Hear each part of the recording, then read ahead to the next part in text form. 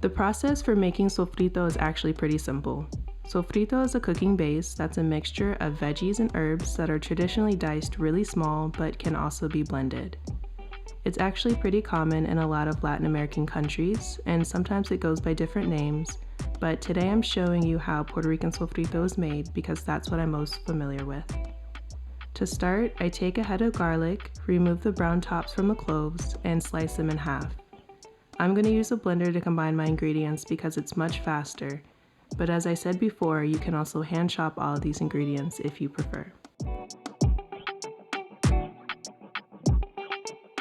Next, I remove the tops and seeds from the green bell peppers, I roughly chop them, and then I add them to the blender.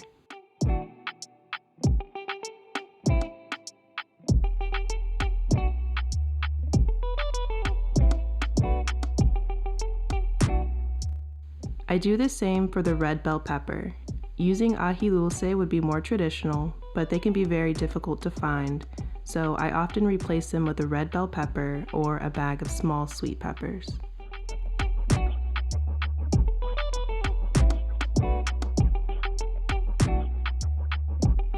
I remove the tops and bottoms from the onions, roughly chop them, and then add them to the blender.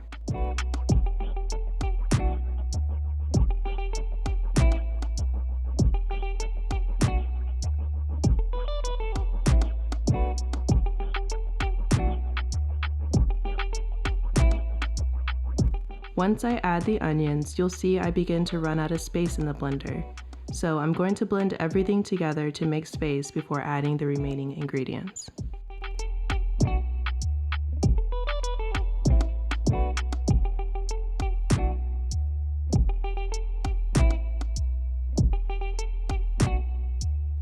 The last step is to add the herbs. I roughly chop both and add them to the blender. If you can only find cilantro, don't worry. You can always just increase the amount to 1.5 to 2 bunches because culantro can be very difficult to find and they do have a similar enough taste where it won't be ruined without it.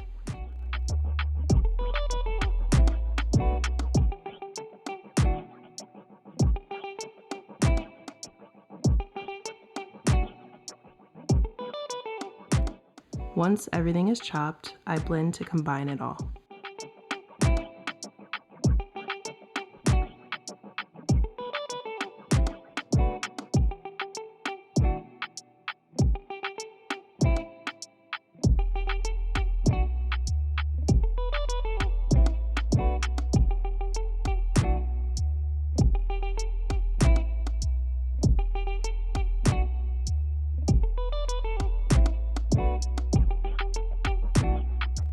And just like that, the sofrito is complete.